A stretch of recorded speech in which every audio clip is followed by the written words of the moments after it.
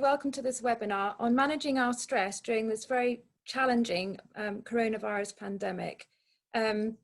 Just to add to what Roxanne said, in addition to being a GP, a couple of years ago I actually set up a business which offers stress support and in workshop form and one-on-one form to businesses. So it's a real passion of mine. So it's a joy to be able to speak to you today about this.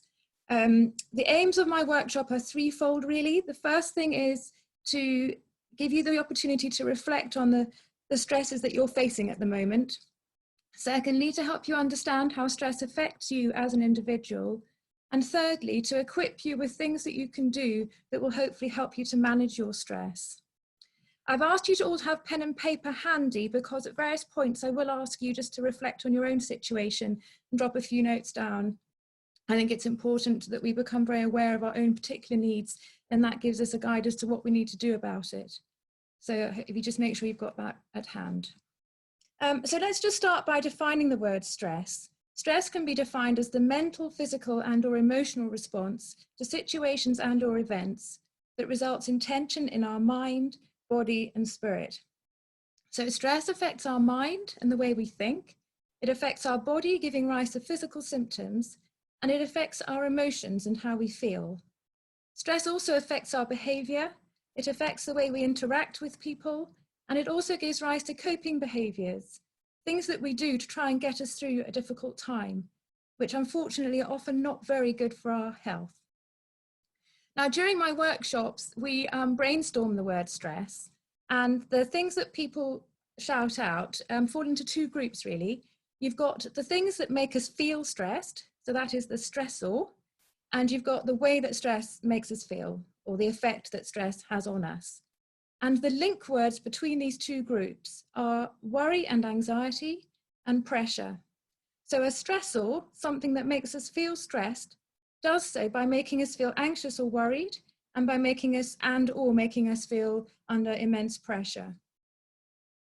The bottom line is, as we go through life, we face a whole variety of different stresses.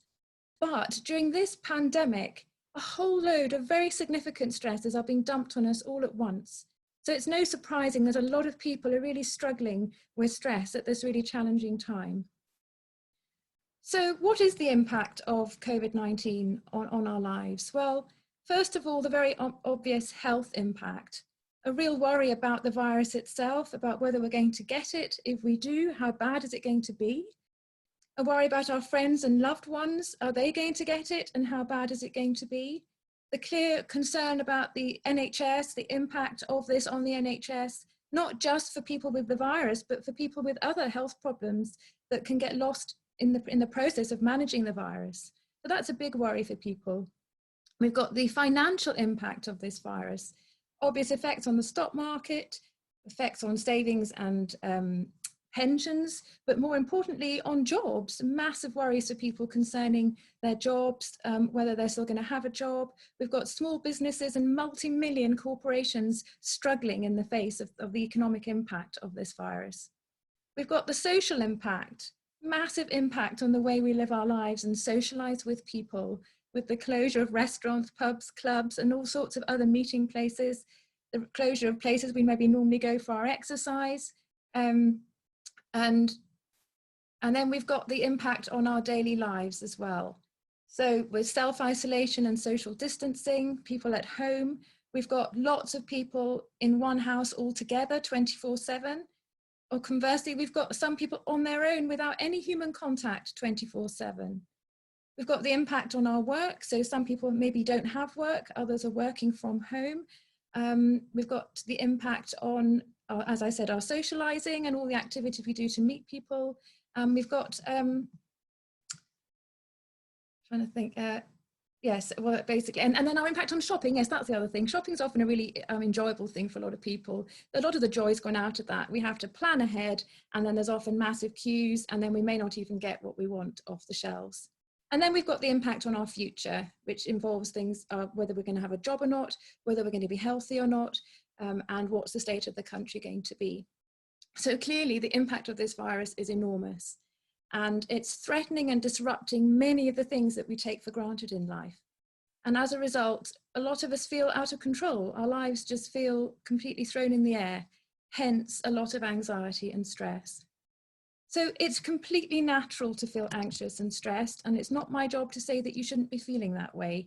My job is to try and help you recognize the things you're struggling with and to give you some ways of managing it so that anxiety and stress does not overwhelm you. So I'd like us to start now by you getting your pen and paper out, and I'd like you just to jot down the ways in which this virus has impacted on your life, bearing in mind the things I've talked about or things specific to your own life. And I'd like you to mark with a tick the things that are actually a positive for you and a cross for the things that are negative, whilst acknowledging that some things might be both. So more quality time with your family might be great, but it also might be doing your head in. So just maybe do that for your own personal situation.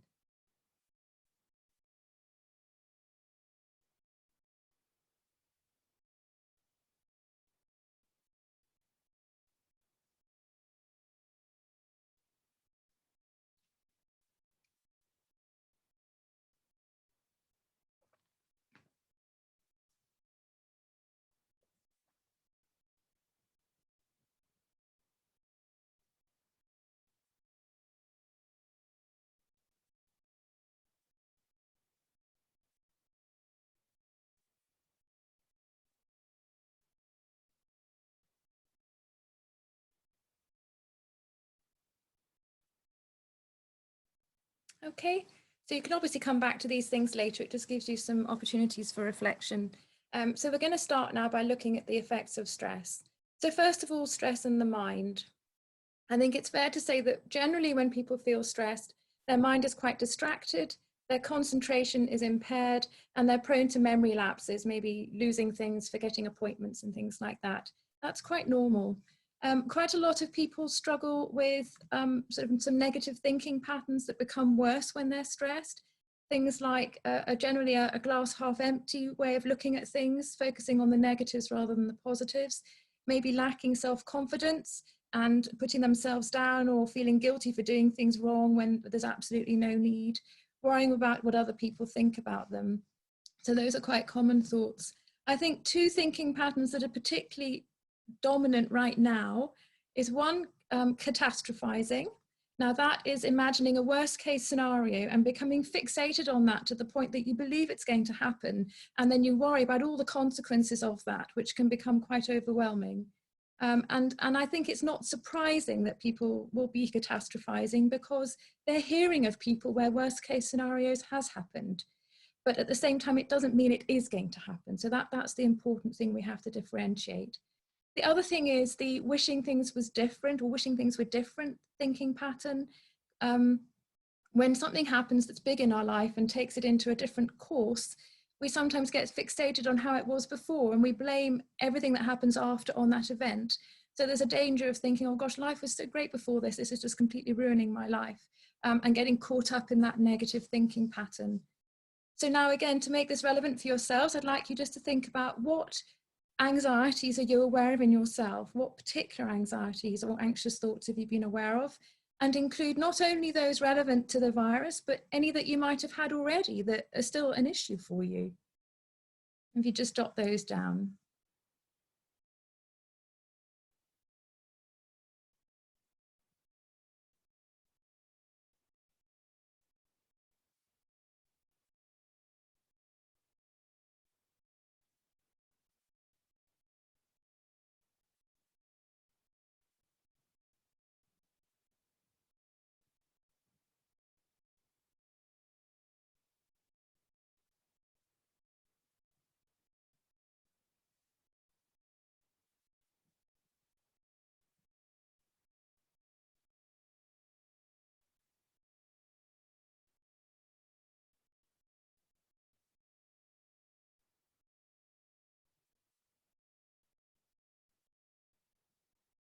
Okay, so again, we'll not dwell too long on it, but it's something again you can come back to because it's always good to identify the things, then we can do something about them. So now let's move on to stress in the body. It's well acknowledged that stress has many different effects on the body, and I see a lot of patients who come in with physical symptoms and don't actually realise they're stressed until I've assessed them and we've talked about things, and then they understand that their stress is presenting itself as a physical symptom. So I'm just going to list quite a few of the common ones. So these sorts of symptoms include migraine, which may or may not have a kind of visual aura first, and then a very throbbing headache, which is usually one-sided. We get a tension type headache, which is more of a tight constricting band around the head. We also get headaches that radiate up from the neck. If there's a lot of neck tension, you get a kind of ache coming up over the head. We get neck pain and back pain from muscle tension. In the chest, we get things like palpitations when the heart goes fast. We get breathlessness and chest pain. And if you get everything of that all together, it's called a panic attack, which can be really scary for people experiencing that. We get exacerbations of skin conditions like eczema and psoriasis, and some people get kind of non-specific rashes. People prone to cold sores will tend to get more of those and worse ones when they're stressed. And people are more prone to infections because stress basically suppresses the immune system, which I haven't got time to go into just now. But and then we get indigestion and reflux and irritable bowel, which is a kind of combination of different things like bloating, abdominal cramps, diarrhea, and constipation. So there are other examples, but these are kind of examples of ways in which stress might present even though you think you're actually feeling okay. It's like the body is channeling all that stress and making you feel pretty rubbish physically. And then we've got the effect of stress on the spirit. So this is really about how we're feeling. So the kind of things that people feel, they feel angry, short-tempered, irritable, feel they're snapping at their children or not being very patient with work colleagues or family. People can feel very emotional, so they find they're crying at quite trivial things. And people can feel completely washed out, as if they've just hit a brick wall and have just nothing else to give. They've just run out of steam. So again, you can just make a quick note of whether any of those things are things you've noticed in yourself.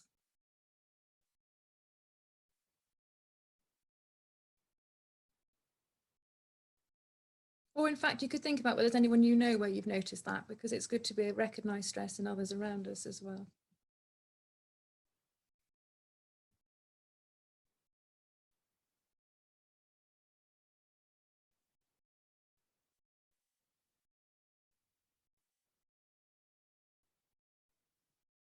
Okay, now we'll move on to coping behaviours. So these are the things that we do to help us cope when we're stressed. The classic one is smoking. And I can't tell you how many patients I've seen where I've said, do you smoke? And they said, I gave up. And I say, well, but I restarted, and I ask why they started again. They say, well, I hit a really stressful period in my life. Or others who simply can't give up because they're really stressed. So that's a really common one. Other common ones are, these are the unhealthy coping behaviours. Other common ones are snacking on sugary and fatty foods, which is something a lot of us, I think, are guilty of. Also, alcohol. People become over-reliant on alcohol as a treat or help them relax. Some people use over-the-counter or street drugs as well to help them cope when they're really stressed. And some people rely heavily on caffeine, especially if they're not sleeping very well and are feeling very tired. They take a lot of caffeine in the form of coffee or caffeinated drinks. So again, just jot down whether you've got any, well, jot down your coping behaviours and just make a note of the ones that you think are maybe not particularly good for you and need to be watched.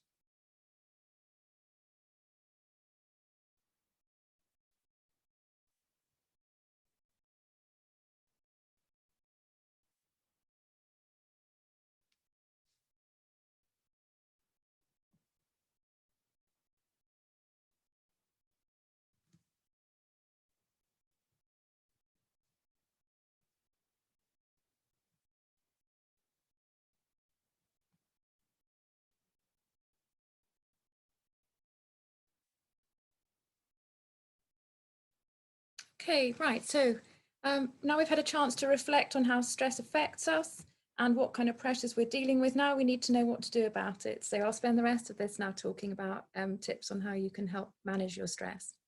So the first thing we're going to focus on is stress in the mind. Now there's two quotes I want to share with you, which I think are actually really helpful in managing anxious thinking. because basically we want to have a balance, a healthy mind, which is either a mind that's very focused on the positives or a mind that's got a good balance between the positives and the negative thinking. An unhealthy mind, or one that's going to cause problems, is one that's dominated by anxious and negative thinking. So that's the kind of thoughts we need to try and do something about. So the first quote is known as the Serenity Prayer. You might have heard of it. It goes like this: "Grant me the serenity to accept the things I cannot change, the courage to change the things I can, and the wisdom to know the difference." So this is really important because a lot of stress is caused by excessive thinking about things that we can do nothing about. So what this is basically saying is, focus your energies on the things you can do something about. So in this situation, there may be particular worries you have concerning your job or your finances. Seek advice on those things. Put your energies into actually finding some answers and being able to help yourself. Otherwise, try and find things that you can do that help you feel like you're achieving something. So I've heard some amazing examples, people planning to paint and decorate their houses, do their gardens, write a book, learn a language, do something with their kids, whatever it is, find things that you actually have control over. And if there are things that you're worrying about that you can't do anything about, then you need to try and find a kind of peace about those thoughts. You need to try and find a way of accepting them, accepting the uncertainty, and living with that so that it doesn't dominate your thinking. The other quote is basically goes like this: if you don't control your mind will control you. And this is extremely important, because this is something I find a lot with patients, that if they allow their anxieties to overwhelm them, it gives rise to physical symptoms. It can lead to clinical anxiety and depression and worse, and it can affect their interactions with people and their ability to work. So we have to try very hard to control our negative and anxious thinking patterns. So the first thing we need to do is to protect our mind. So I'm sure you're aware there's a lot of things on social media, on the news website, on other websites that are really quite scary, quite negative stories about this virus and its effect around the world. We need to limit our screen time and try and read things from reputable sources, because there is misinformation out there. There are people trying to cause hoaxes and confuse you. So reputable sources, and just get the facts, but don't dwell on all the negative stories and the things that upset you. Likewise, when you're talking to friends and family, share positive stories, good stories, things that lovely people have been doing. Try not to share negative stories that you've read or stories that make you feel anxious and stressed, because again, that just exacerbates the thing. So protecting your mind's the first thing. The second thing is finding ways to control your negative thinking. So as I said, we're trying to aim for a mind that's dominated by positive thinking, or at least is balanced between positive and negative. So when negative thoughts start to overwhelm us, we need to find ways to end them, basically. So these are just little tips that I've kind of developed along my working life. So the first thing I would say is trying to challenge some of those thoughts. So if you have a particular thought, particularly a catastrophizing thought, one that's getting stuck on a really bad situation and you just can't get it out of your head, you maybe need to try and find a way to get information on that and actually put it into perspective, challenge it. And so it's less sort of fixated in your mind. The second thing is distraction. So it's finding something that you can easily switch to, which will just take your mind off whatever it is that you're really worried about. So examples include I've heard people say playing solitaire on their phone, playing other games on their phones, looking at photos on their phones, doing Sudokus, word searches, talking to a friend, looking out of the window, whatever it is, whatever works for you, find something that's a useful distraction technique when these negative thoughts start to take hold. Another thing to think about is a catchphrase. So again, if the thinking is consuming your mind, you want to just break it. So say something like, let it go, not going there. And once you've kind of broken the thinking, then maybe use your distraction technique. And then finally, we have the idea of a happy place. It's quite hard to get to happy places physically right now, but in your mind, either real or imagined, picture somewhere where you feel happy. Picture what you can see, what you can hear, what you're feeling, and just basically take your mind to there and away from your consuming negative thinking. The other thing to think about is the post-it note technique, which is putting post-it notes around your house or flat. And whenever you see one, say something positive to yourself or about your life, because there will be things there that you can note that are positive things for you. And you could modify that and say, okay, whenever I go through a door, I'm going to say something positive. And then we've got the idea of positive quotes. So some people find it helpful to Google positive quotes on the internet, jot down the quotes that are really helpful for them and to put them in a notebook that they carry around with them, so that when they're struggling, they just read their positive quotes and they find that very helpful. The gratitude journal is something that's come in, the idea of having a notebook by your bed at night and every night writing down 3 to 5 things that you're thankful for. So it's just encouraging you again to focus on positive things, and that a lot of people find that very helpful. And mindfulness and meditation are 2 things also that people find helpful. They're basically aimed at focusing your mind upon the here and now. So it's shutting out the clutter of what's gone on before, and it's shutting out the fear of the future and focusing on the here and now. And there will be a lot of resources online for those if you look those up. So that's kind of a few tips to help you deal with anxious and negative thinking patterns, and hopefully help you feel a bit more in control on that score. Right, so now we move on to the body. Now, before I go through a number of things on the body, I want to touch on one important thing, and that's just in case any of you or anyone you know struggles with panic attacks. I just want to talk a bit about that. A panic attack is very much about someone feeling out of control, and it's often precipitated by anxious thinking, which then leads to tension in their breathing. So they're not breathing properly. So this can build up over weeks before it actually becomes a full-blown panic attack. And in fact, the not breathing properly can predispose to problems with neck pain and back pain because the muscles are tightening up. So when we're stressed, we tend to breathe much more shallow breaths. So we breathe from the top of our lungs and we don't do good full intakes of breath. So I want to tell you about something called diaphragmatic breathing. So it's hard to demonstrate, but basically to do it, I would suggest you lie on the floor or on your bed. You imagine you've got a balloon just below your rib cage and you put your hand below your rib cage on your tummy. As you breathe out, you imagine you're pushing all the air out of that balloon. And as you breathe in, you're inflating that balloon. Now what happens is when you breathe to the bottom of your tummy, you push the diaphragm down. So the bottom of your lungs, you push the diaphragm down and that makes your tummy rise and fall. And that movement of the diaphragm triggers an impulse, a nerve impulse to the heart, which actually slows it down. So it's physically helping the body to relax. And I've had patients who've come in with high blood pressure where I've asked them just to do a few of these breaths and their blood pressure has actually come down. So it's a very good way to help you relax physically. And I would say if you're feeling tense or you're aware of your shallow breathing, I would say 3 times a day, do this. In for 3, hold for 3, out for 3, and do that 3 times. And then do that 3 times a day. Hopefully that will reduce the chance of you having a panic attack.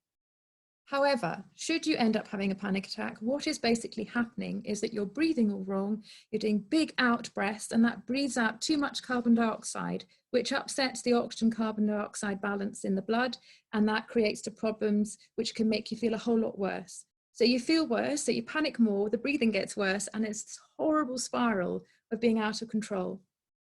So what you need for this is a simple paper bag. So if next time you manage to get to a greengrocer's or a supermarket, you get the bag, you scrunch it like that. So I've got the top of it is like that with a mouthpiece and the rest of it is like that. And you just breathe in and out of it.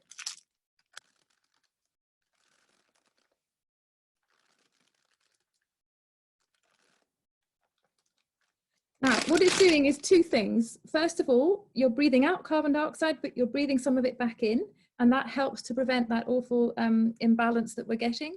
Secondly, the movement, the crackling of the bag is actually quite hypnotic, and that really helps people just to kind of calm down and feel more relaxed and get control over their breathing again.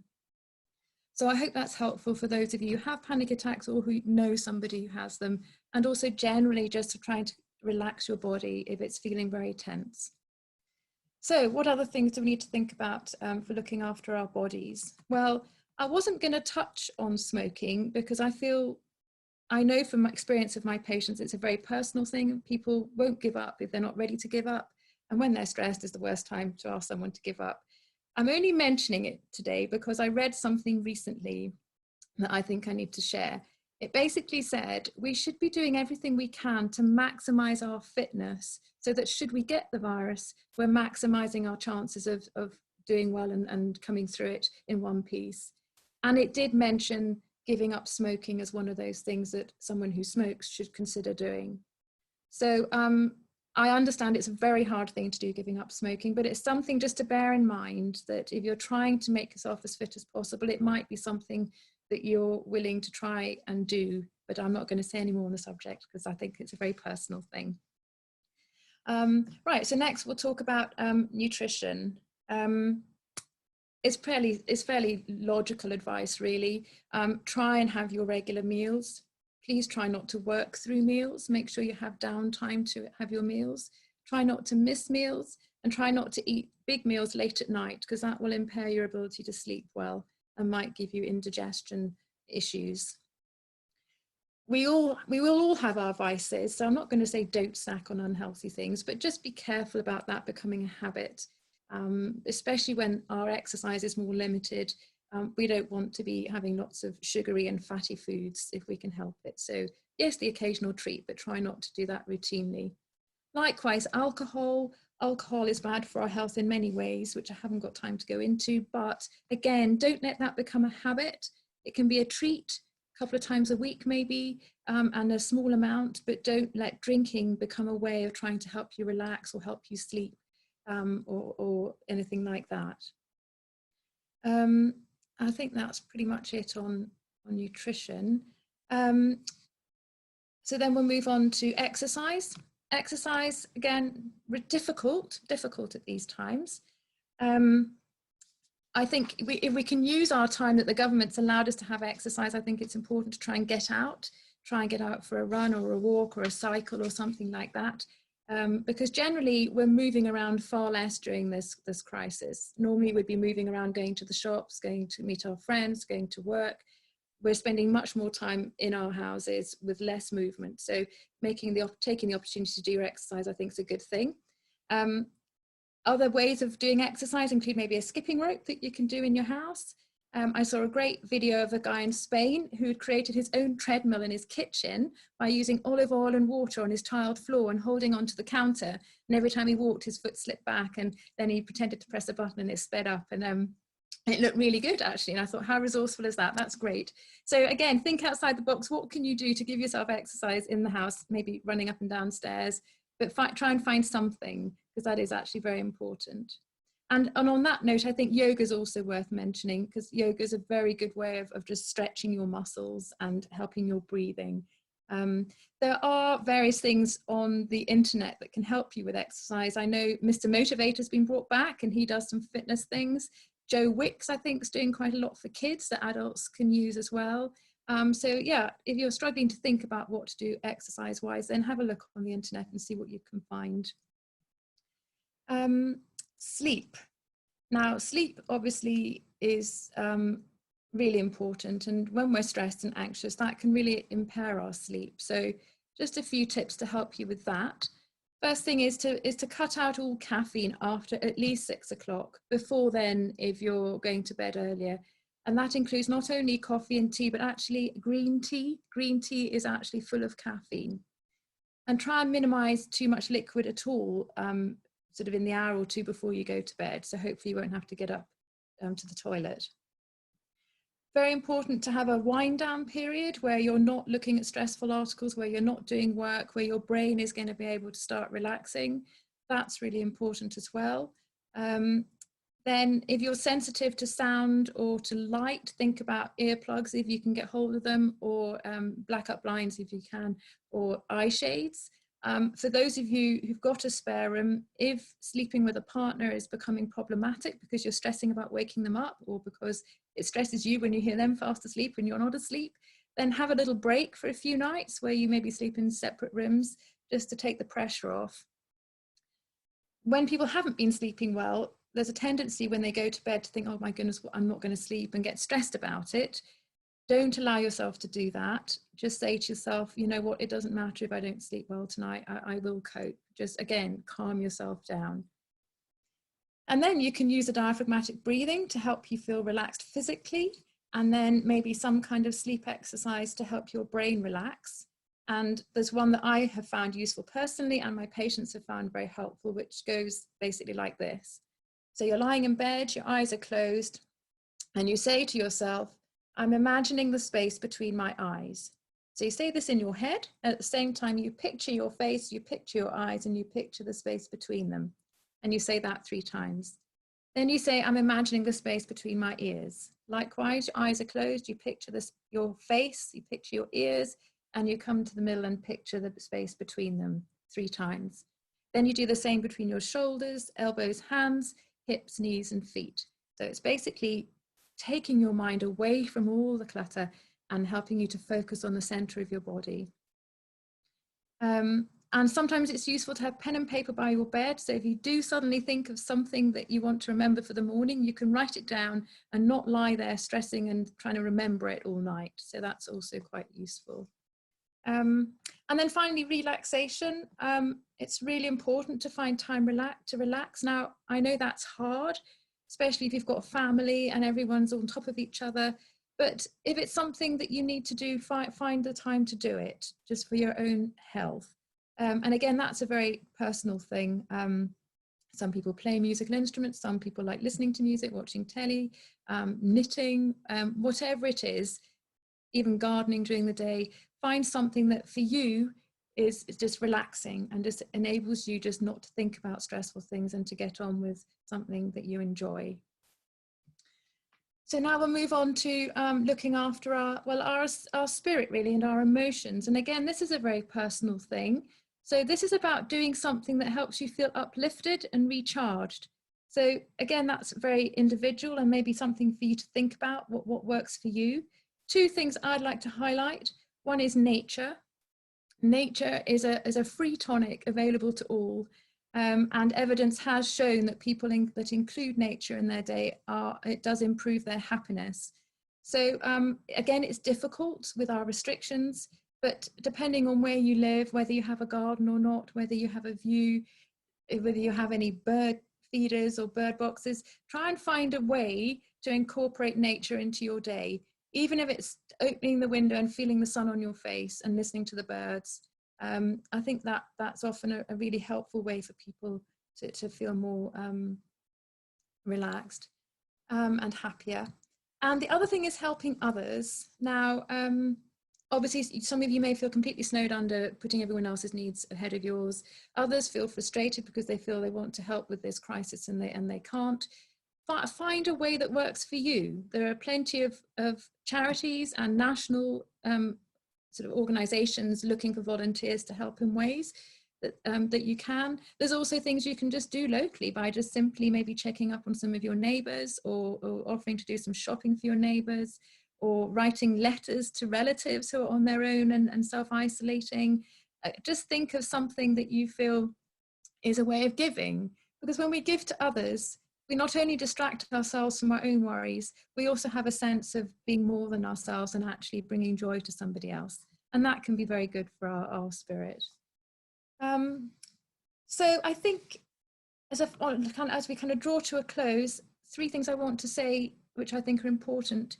If you are struggling, it's very important you talk to somebody. I can't tell you how many patients I've had who've come to talk to me. They haven't talked to anybody else. And they feel the immediate relief. They feel so much better. So, and then often they haven't talked to their spouse or their partner or their sibling or friend or whatever. And that's one of the first things I say is try and find somebody that you can talk to when you're struggling, because getting it out of our head can really help. Getting all our thinking out, negative thoughts can really help. The other thing is ask for help. If there's something that you're struggling with on the work front, maybe talk to a colleague. If it's something on the home front, talk to a friend or a family member or a partner.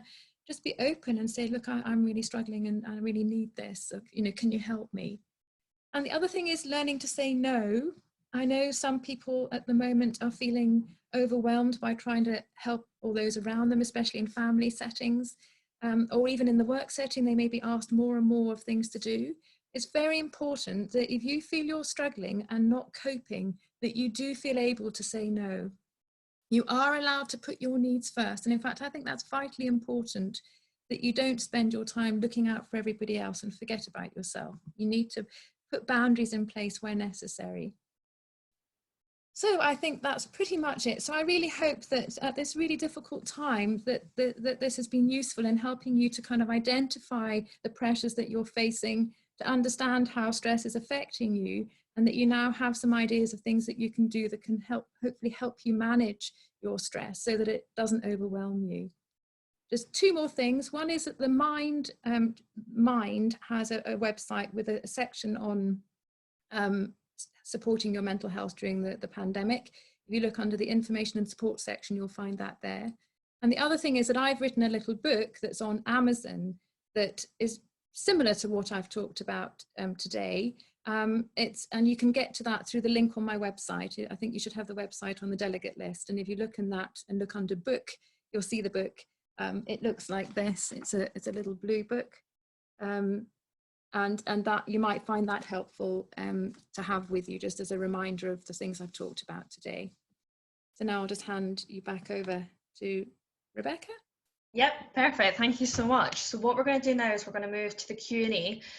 We have had some questions sent in, so I'll go through them first and then we'll open up to the floor. So if anyone has any questions, feel free to either put your hand up or unmute yourself or pop it in the chat and we can get through those.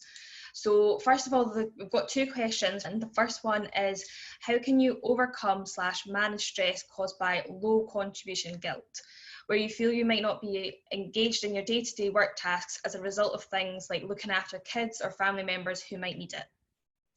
Right, so the first thing I would say is think about the section when I talked about the serenity prayer. Okay, so it's changing the things I can and accepting the things I can't. So if there are things that you can change in your setting so you feel like you can contribute more, then try and find a way to do that. If not, then I think it's about finding acceptance with your situation, and remember that looking after your children is actually a massive contribution. Our society needs the parents to look after their children, because at the moment the schools and nurseries are not able to do that for you. So don't play that down, that is important. So I think, and if it's possible, to put sort of boundaries in place so that children don't disturb you, so you can get on with work. Try doing that. It's all right for older children. I know it's much harder for nursery and maybe primary school age children. So I think, and then basically don't let those thinking patterns become a problem for you. Don't dwell on feeling guilty. Focus, like I've talked about, focus on what you are doing well and what you're grateful for, and don't let feeling guilty become a dominant thought for you. Perfect, thank you. So the second question kind of follows on and is a little bit linked to the first one. So it's, how can you manage stress caused by FOMO? So for anyone that doesn't know what FOMO is, it's fear of missing out, where you feel you might not be included in conversations or projects you might otherwise have been a part of in the normal office environment. Right, so again, it's hard to know exactly how to answer that because I don't know the exact situation, but I think you've identified the problem. Again, going back to that prayer, is there something you can, or that prose, is there something you can do about it? So could you talk to your colleagues and say, I'm feeling a little bit left out here, is there a way in which I can be more involved? Could you set up a WhatsApp group with colleagues? I know people do that where they share the general chit chat. And if not, then again, it may be a case of accepting for this period of time, you are going to be a little bit left out, but that doesn't mean you're in any way inferior to the rest of your colleagues. And it's hopefully not going to be forever. It's going to be short-lived, relatively speaking. And again, just try and find a way of not dwelling on that feeling and trying to use distraction or positive thinking as a way of not letting that drag you down.